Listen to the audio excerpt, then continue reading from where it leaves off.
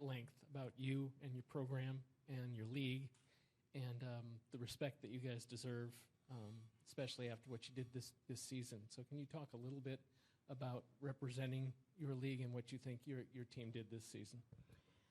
You know, I really appreciate Coach for those wonderful words that he said. I get a chance to read it or see it later. But for me at Jackson State, you know, I not only wanted to put our university on the map, I wanted to put HBCUs on the map. We have such a special community that a lot of people overlook. We have a community that's not built on wins and losses, but built on family and love. And, you know, I just wanted to be a great representation for that.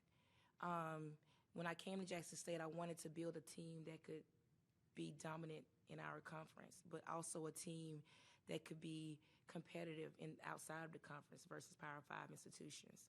And so I'm an advocate for HBCUs. I'm an advocate for our representation, our proper representation. And, you know, I commend our coaches when they do a good job, when they win big games, because when they do well, it makes the entire conference look good. It makes all HBCUs look good when they do a good job. Grambling did a good job in beating a Power 5. Southern did a great job in beating the top Power 5. You know, Arkansas Pine Bluff did a great job in beating the Power 5. We had some really good basketball, and that's what it's all about. And you know, we want the best representation to come to the NCAA tournament, so that we can bring an awareness to what we do, an awareness to who we are, an awareness to our community, and continue to hope that we can continue to grow the greatness within it. Questions?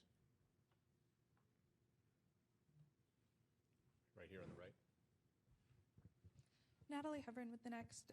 Can you just talk about either a moment you're most proud of your team this season or the growth that you've seen over the course of the season? You know, I'm really proud of our players for being determined to go back out and be successful this year. We were on a 43-win streak last year when we got our first loss, and our players took that to heart. We also lost in the tournament last year, and our players didn't take that too well.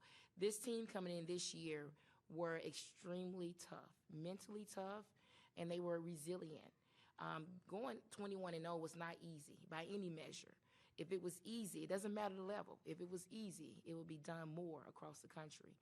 And so I'm just really proud of our players for being able to be resilient through tough times. You know, people see the record, but they don't know what we've gone through to get to where we are and to get to what we was able to do this year.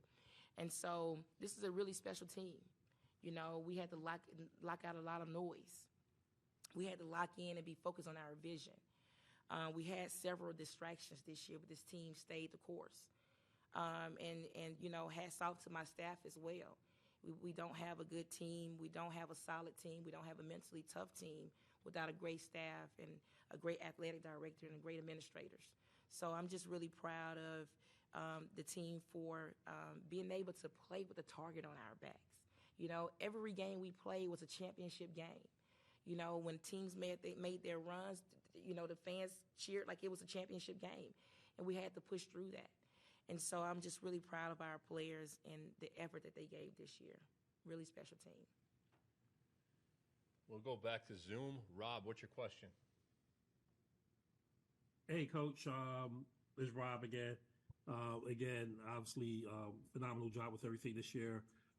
My question to you is kind of along the lines of how you opened here with just the respect.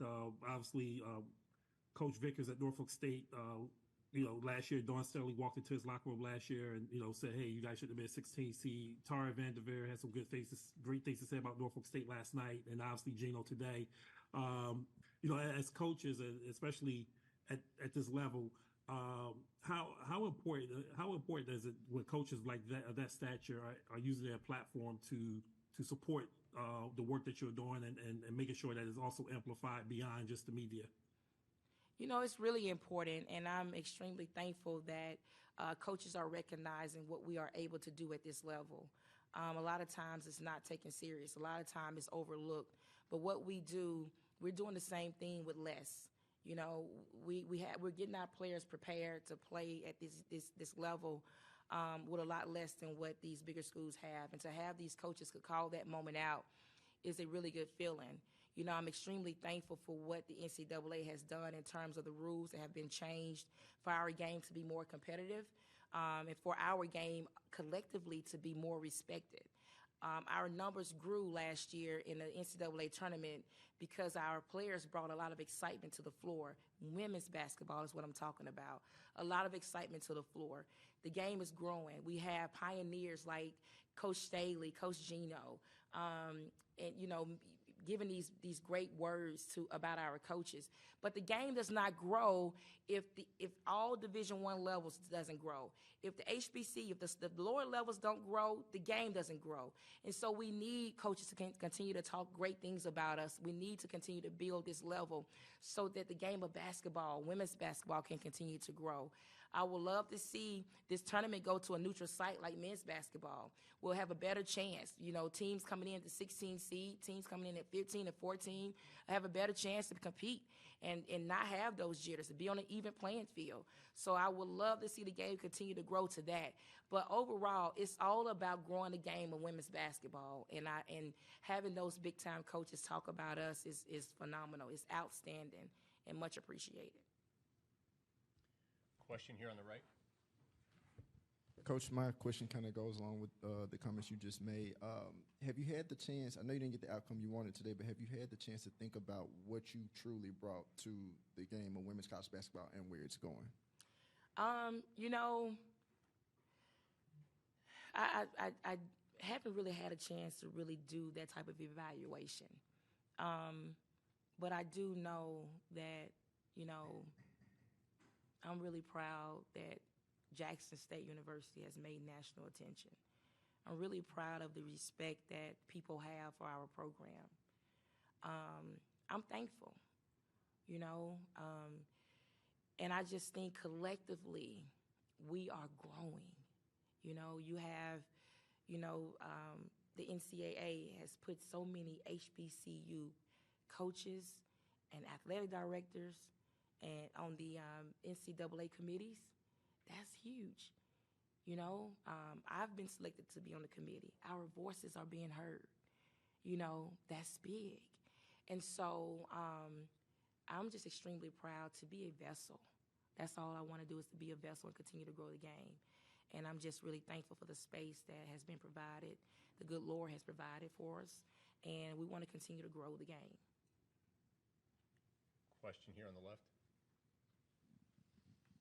Timona Stapleton, She Loves the Podcast. Coach, you've had an amazing season, undefeated in the SWAC, and your motto is knock down walls. Do you feel like your season, you're out of conference where you were playing some of the bigger schools, you had a net ranking of 100. Do you feel like you are getting closer and closer to knocking down those walls, not just for Jackson State, but those HBCUs that you were previously speaking of? The ending of your statement is really important to me. The fight that I like to have for our university and for our conference and for the HBCU community is ongoing. You know, if we're not knocking down walls, the walls are being knocked down in other areas and by other schools in the HBCU sports. And so I'm extremely thankful for that. You know, people have come together and just respect.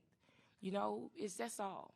We want the same opportunity that everybody else has, and we have made a lot of noise in that area.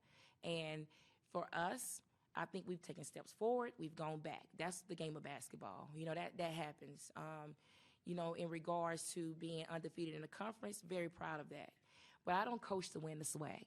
I coach to win out of conference. I coach to win the NCAA tournament. I coach to win preseason games against big schools. I coach to be in a top 25 AP poll. You know, why not? Why not Jackson State? So that's why I coach. And you have a lot of coaches who are now saying, it does not matter where I am. This is what I want to accomplish. And that, to me, is knocking down walls.